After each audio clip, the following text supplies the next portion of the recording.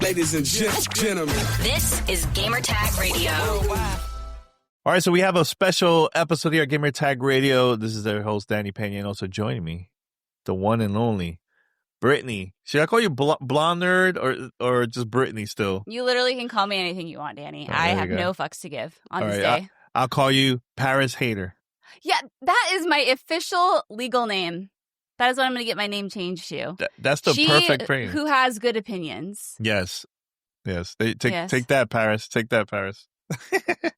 How you been, Brittany? It's been a while. It's been a minute. Yeah, I've been doing okay, man. Just keeping on. You know, life is busy. Life is a little crazy, but I wake up and I am happy to be in a world where we have Resident Evil and more Yakuza games. So I can't complain. You know what I mean? tell you this. I would love to have you on for Resident Evil in the future. That's next year, sometime next year. Dude, we gotta sit down and talk, because I am very, very excited. By the way, you know, last night I went to Screamfest. Oh, yeah. How was that? No, it was cool. It was like, you know, for those that don't know, it's a horror film festival that they have here in Los Angeles. You know, I've never been there. Okay. But they invited me because, have you seen the Hellraiser video game announcement? Yeah, I've seen, yeah. They showed me 30 minutes of that gameplay. Yo. Yeah? It's a lot. It's it's really good. It's a single player game because, you know, typically Saber worked on like Evil Dead and a couple other games like multiplayer, but this one is single player. So give me the lowdown. Really, so it's a single player. What else? This takes place 20 years after the movies from the 80s. Okay. Yeah, it's and this guy, I don't want to say much, but him and this girl, you know, they're doing their thing. Netflix and chilling. Yeah, Netflix and chilling. There's some blood involved there, some sacrifice there, because she got this cube and started messing with it, and that completely opened up a whole can of worms after that. But it's let me tell you, it's very, very bloody. There's puzzles here and there, not much. But it's very, very good. Like I'm very curious to learn more about the game because it was only 30 minutes. And they'll show you like the combat, things that you do in the game. There's a couple of like mazes and you're trapped and you have to like leave an area where there's like a cult in there too. So it's good. I'm trying not to say much, but it is very dark. When I say dark, a lot of blood, a lot of skin, not light blood. And dark necessarily, but like this is messed up. Yeah, messed up dark. Like there was some moments I went, ew, like I went like that. Even for you, huh? Yeah, and look, I love horror. I was like, ooh. So very gory. Very gory. Very. Lots of decapitation. I'm assuming limbs flailing off everywhere. Lots of. Let me open your whole back. Oh, let me open that nipples, ribs up, front. girl. Yeah. Get in there. Yeah. Yeah, it's a lot of that. Okay, so survival horror, right? It's a survival horror game, not just like an action. Survival horror, yeah, but like a very gory horror. Nice. Yeah, are you into that? That type of into that? You know, it's therapy lately, Danny. I think just kind of getting in there and just doing some ripping and tearing. You know, it just feels good right now. All right, that's what you need, right? To release the stress. It's therapeutic. You know, it's a lot more healthier than taking my aggressions out on other people. Yeah. You know what I mean? So shout out to Sega. So a couple weeks back, I went to the Sega's office and I got to play a couple games. Actually, it was like a lot of games for Tokyo Game Show, I believe. Yeah, it was Tokyo Game Show. And we got to play a couple Nintendo Switch 2 titles. And also, I went to another room. And this room, they had Virtua Fighter, like the new stuff in there. And then it was the new Yakuza, the one that was announced, Yakuza Kiwami 3 and Dark Ties. So I recorded some footage. You know, I wanted Rhea and I to talk about that because I know you're very into Yakuza. You know the story. You know everything in there. First of all, you know, for someone that I'm still like into like the basic stuff. I like a Dragon. I'm very into that type of game. Is that the most recent one you played, Yakuza Like a Dragon? Or the pirate one. The pirate one. Oh, yeah. Like a Dragon Pirate Yakuza in Hawaii. The Kingdom Mass Heart title. Yeah, it was cool. It was a lot of fun. I did a lot of activities, the kart racing thing, and all that. So it was cool. It's cool. But now for for those that have never played Kiwami 3, and now with this new title, Dark Tides, how this connected with both, and like, you know, what you could tell us about those games. Let's go on a journey, Danny Pena. Let's go on a journey together. Yeah, I loved talking with you a little bit about this because you're like, I'm so confused, and I understand why. So, okay, let me get my 2 pages of notes here. Yeah. Okay, yeah. So let's talk about the Kiwami games in general. So Kiwami 1 released in 2016, right? And that was a remake of the very first Yakuza game that came out in 2005. And with that, it had more in-depth story, upgraded combat. Obviously, the graphics were a lot better. And then they introduced even a new gameplay mechanic called Majima Everywhere. Now, that's relevant because in Kiwami 3, obviously, they're introducing Dark Ties. And then Kiwami 2 came out a little bit later. That was a remake of Yakuza 2 as well. And same sort of treatment. And now we're getting Kiwami 3. So it's always been the game. It's been the game that fans have wanted for a very, very long time because you obviously have Yakuza 0, which is on the Dragon Engine. It still holds up to this day. You have Kiwami, Kiwami 2, and then you have Yakuza 3, which was originally, I think, a PS3 game or PS3 or PS4 game. Very, very hard transition to go from those 3 games to 3. And so this has been the game that's needed the treatment for a long, long time. And now, obviously, with this one, we're getting the prettier graphics, we're getting content. Sorry, so the game was actually remastered. Let me go back. So Yakuza 3 had another remaster in 2019. Okay. And with that, it had the remastered graphics. And with that, it had side stories that had been added. So it's confusing. But these are direct sequels of one another. And so Kiwami 3 is a direct continuation of...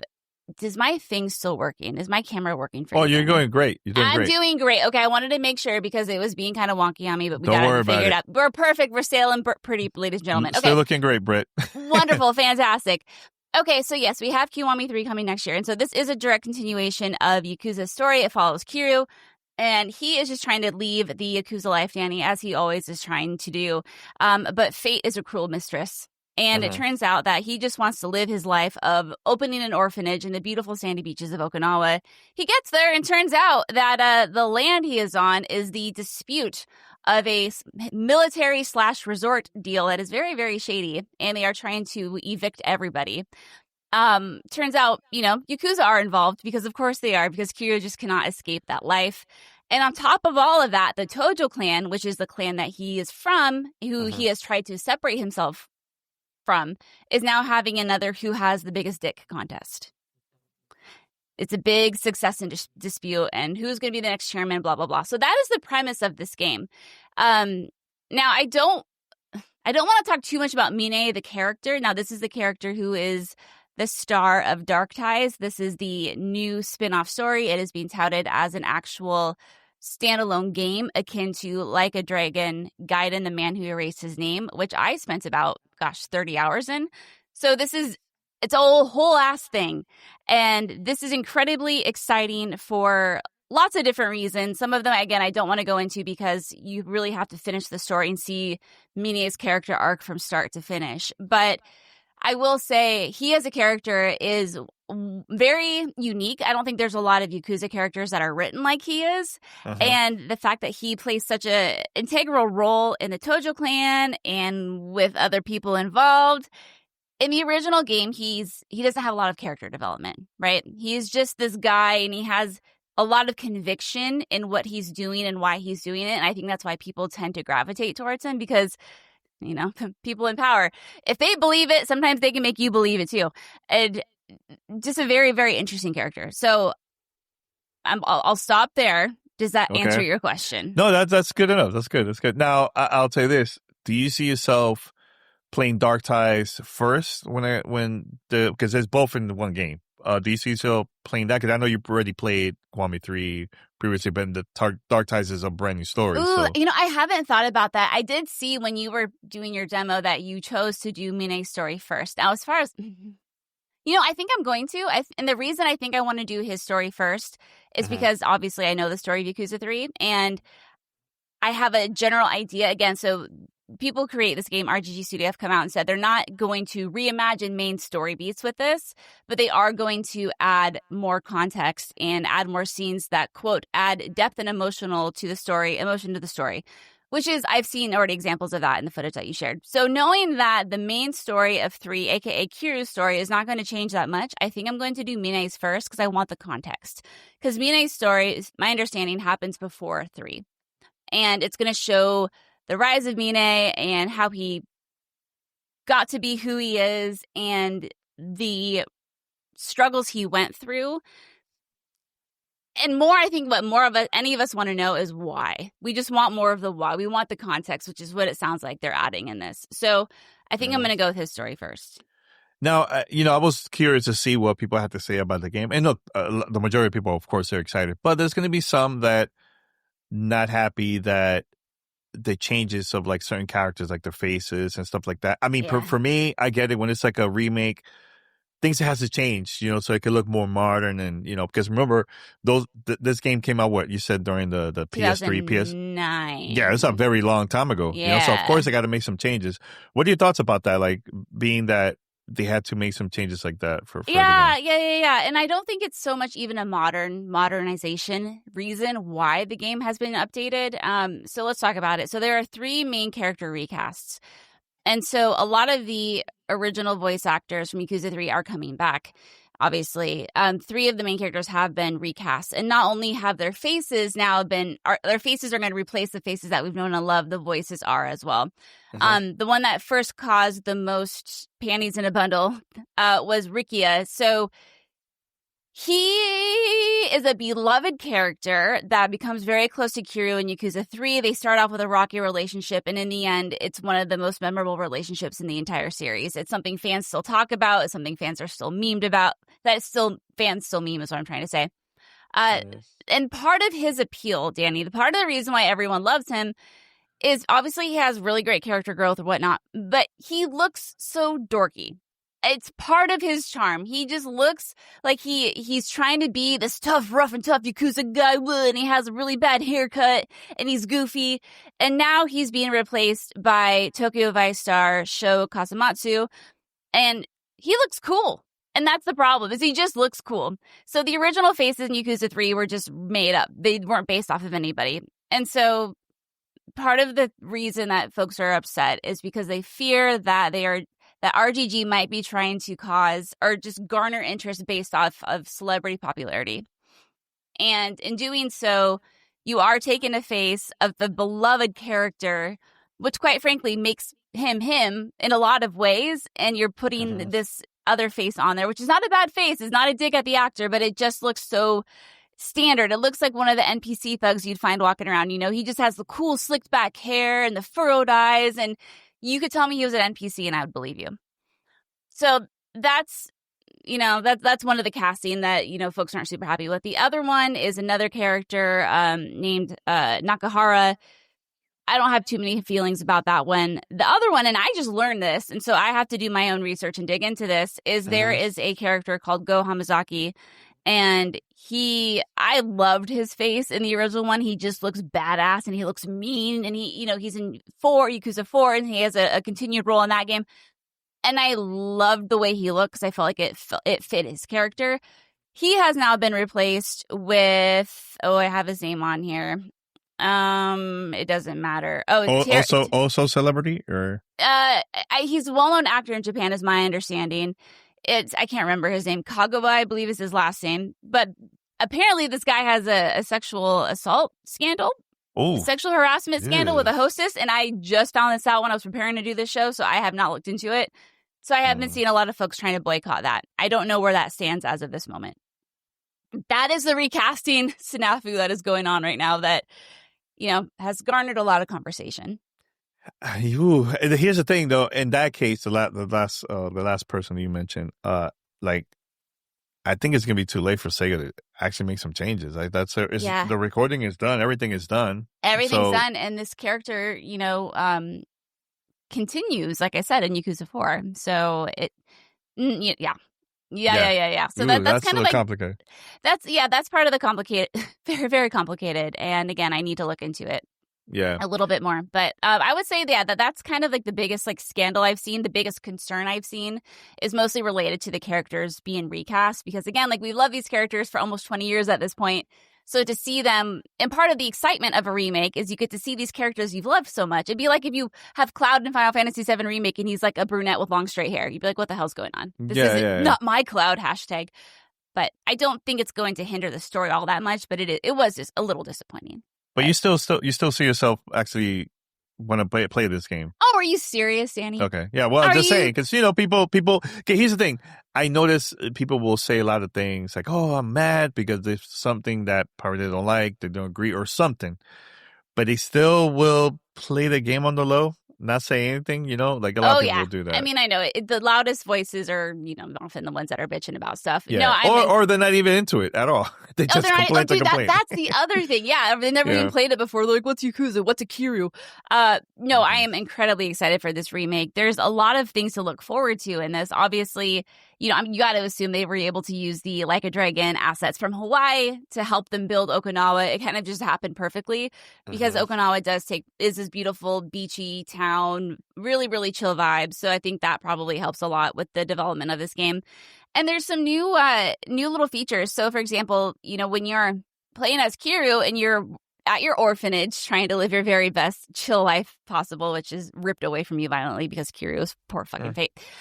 You can bond with your children at the orphanage. You can do homey things like sew and cook and garden. And I love this for a lot of reasons, but mostly because I want to see that slice of life that Kiryu finally had for himself, as short as it was, because that's all the man wanted to do, Danny. He just wanted to go garden, and he wanted to cook. He just wanted to relax. He just peace. wanted... He just wanted peace. He just wanted peace, and he wanted to relax, but nay, not for him. So the other things that they're adding are Kiryu joins an all-ladies biker gang.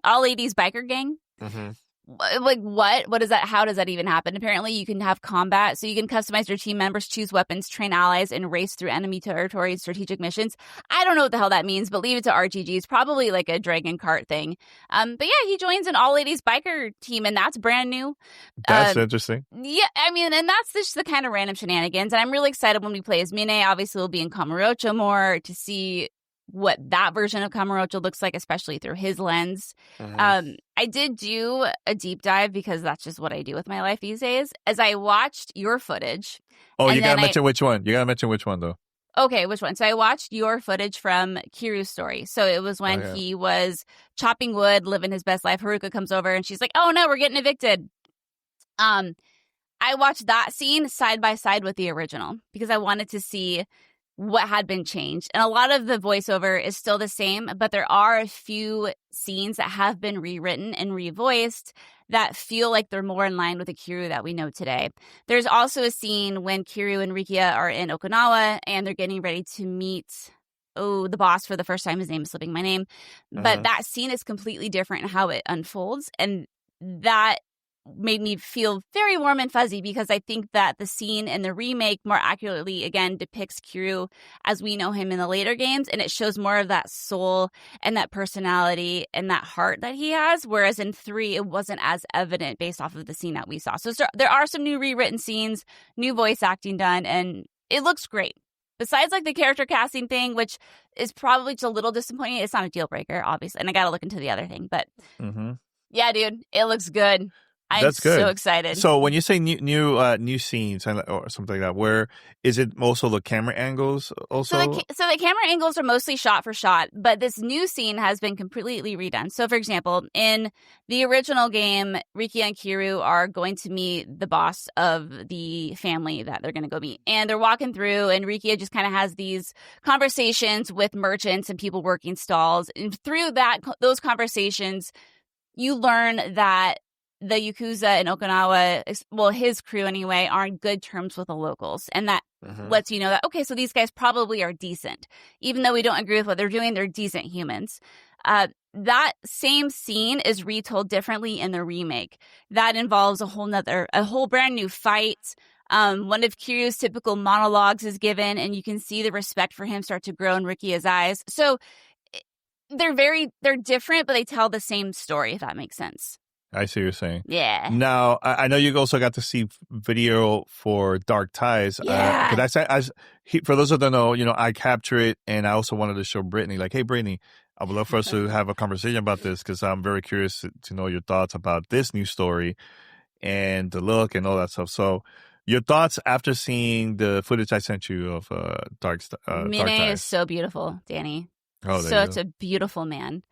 So the Mine we know from Yakuza 3 has his fancy slicked back hair, and you just hear about his past in his scenes where he talks about it.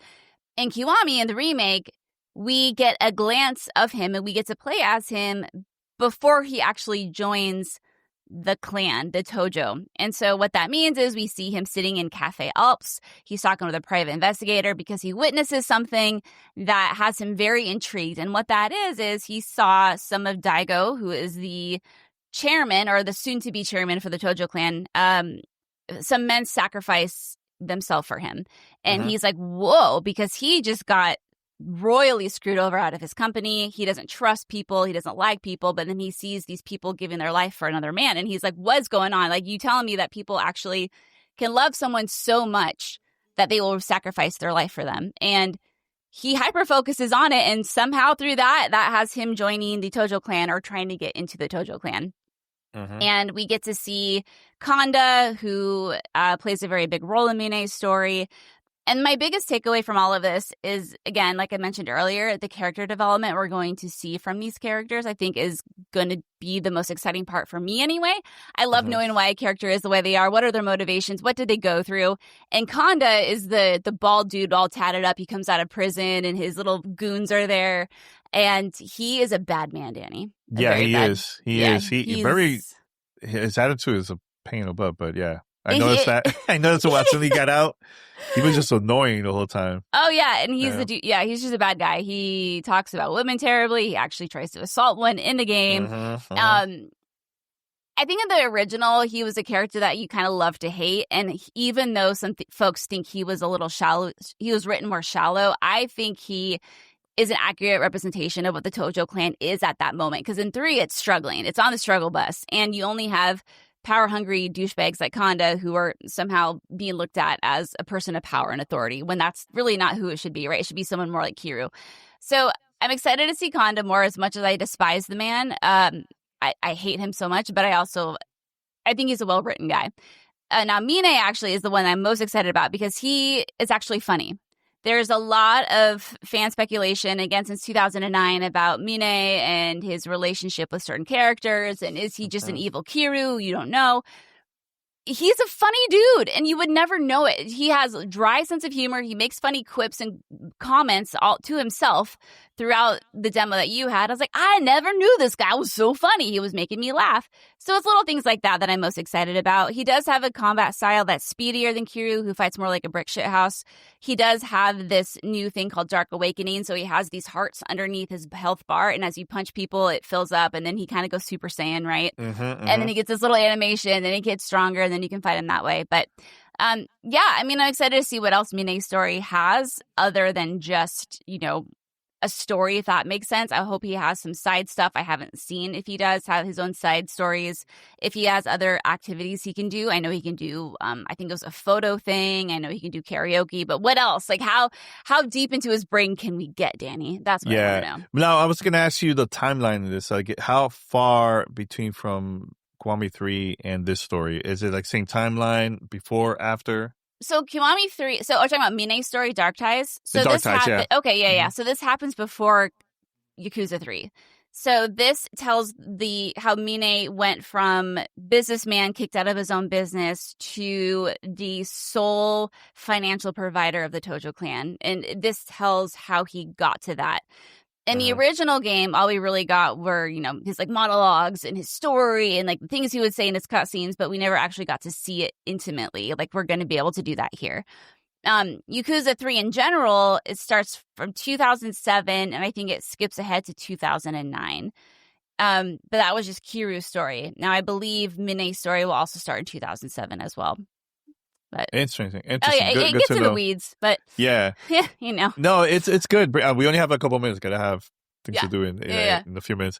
But how happy are you with everything that has been going on with Sega? Because they've been, I know a couple years back they announced the return of a lot of old IPs, and they've been strong with with like Persona, Yakuza. I know there's Atlas, but anyways, there's been just so many great games. Even recently, Shinobi. I feel like that's one of my favorite games that I played this year. One of there's so many, but it was really really good. Like I think it feels like the old Sega, in my opinion. I love it so much, and it does really make me happy to see them bringing back some of their legacy IP.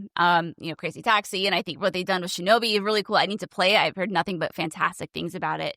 But, if I'm just being so for real right now, as long as, like you said, you mentioned Atlas, as long as we keep getting Metaphor / Persona and the love that Yakuza Like a Dragon is getting, I am so on board with it. I know there has been talk of fatigue with the series, but personally, it's just my favorite, and I cannot get fatigued with it.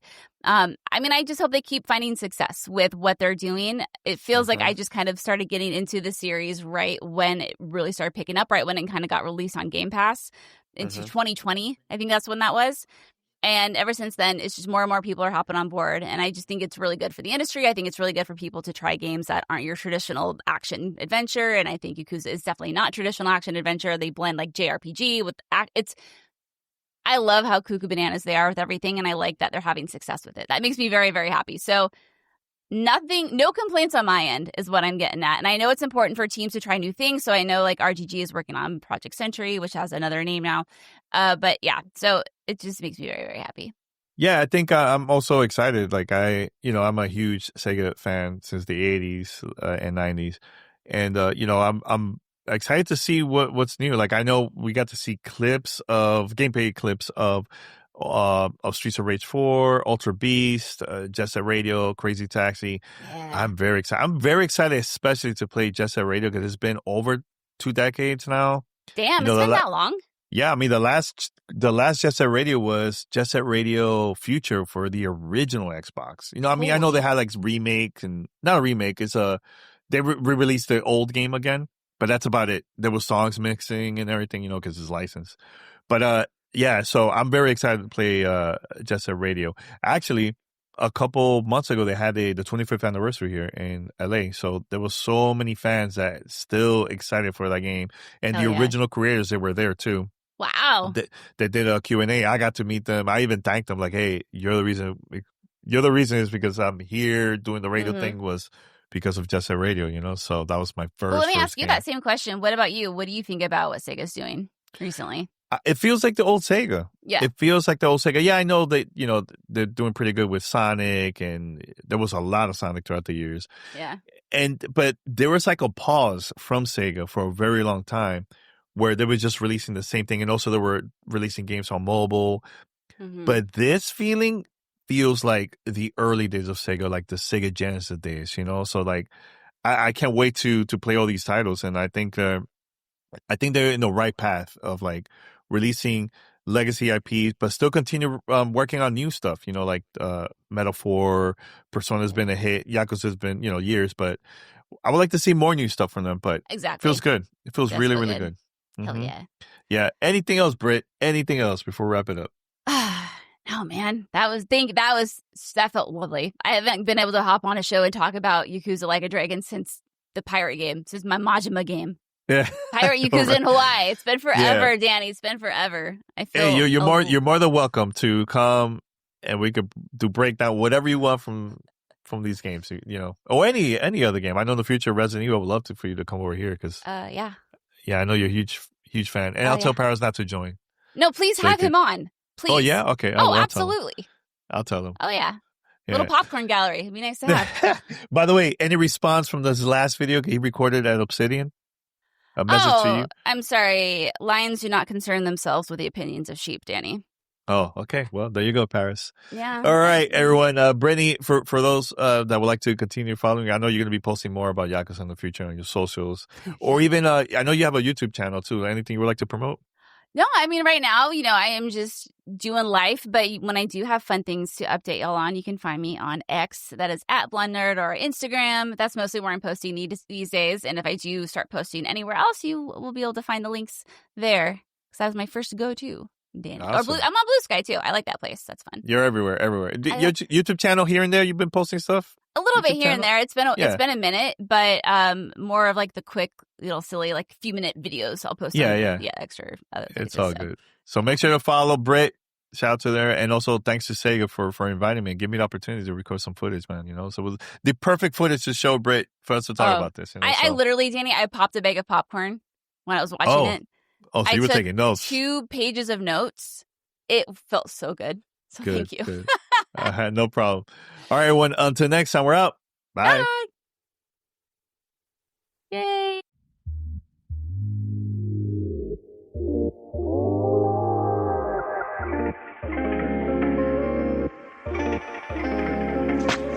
Thanks for listening to Gamertag Radio. Be sure to like us on Facebook and follow us on Twitter.